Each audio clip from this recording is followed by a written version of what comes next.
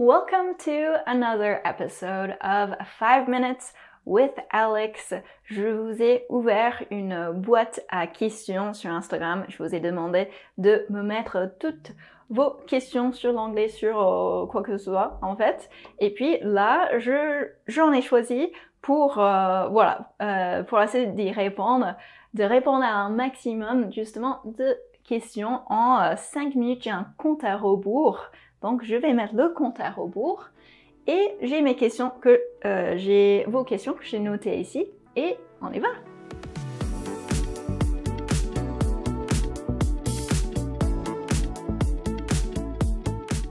Allez, je mets le compte à rebours. Let's go, 5 minutes. Okay, question number 1. Do you have one regret about PZ? Maybe not beginning earlier. Honestly, really, no regrets. J'aurais pas pu faire différemment et je fais de mon mieux, donc je ne vois même pas comment je pourrais avoir de regrets, really. So, no. Okay, next question. Hello, Alex. How do you talk and think at the same time? Okay, first of all, d'abord, on ne peut pas toujours réfléchir et parler en même temps. Même en français, c'est pour ça que ça existe de dire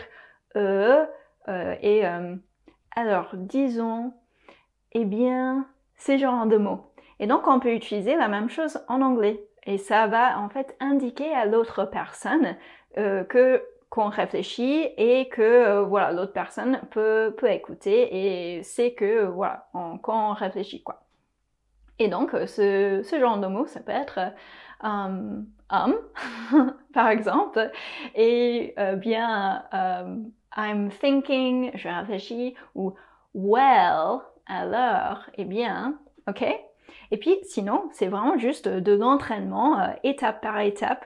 On ne va pas tout de suite pouvoir avoir une idée et faire sortir l'idée en anglais. Donc ça va passer par les étapes de j'ai l'idée, je l'exprime dans ma bouche tout doucement et en fait, plus tu t'entraînes, plus ça va être rapide entre ce qui se passe dans ta tête et ce qui sort de ta bouche, ok?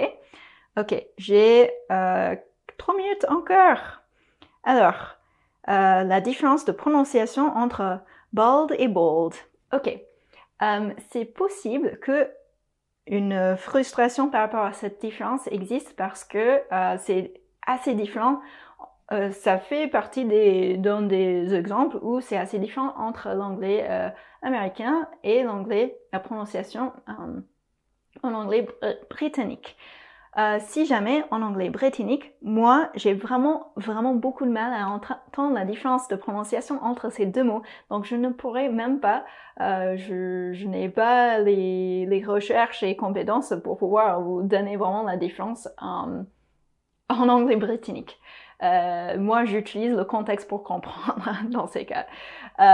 Et mon oreille est beaucoup moins entraînée pour ça que pour l'anglais américain vu que je suis américaine. En anglais américain, donc la prononciation va être pour le mot bald avec un A, ça va être bald. Ça va être beaucoup plus ouvert. Pour le bold, O, c'est vraiment beaucoup plus arrondi.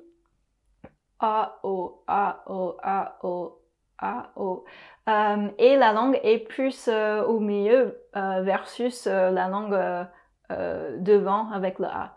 Donc, bald, bold. Bald, bold. Ok. Alors, 1 minute et demie qui reste. Quelle est la différence entre small, little et tall? Ok. Déjà, entre small et little, quand on parle de taille, c'est exactement la même chose. On peut dire a small chair, a little chair. Une petite chaise. Par contre, avec little, on peut aussi le mettre devant des adjectifs pour dire par exemple I'm a little hungry. J'ai un peu faim. Ok? Ensuite pour tall. Tall spécifiquement, ça va plus parler de ta taille en fait pour les personnes. Voilà.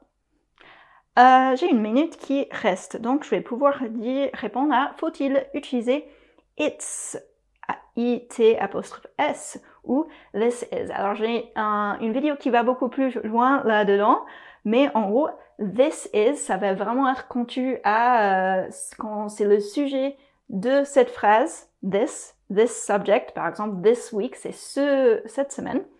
Mais it's, c'est plus général. On sait que tu fais référence à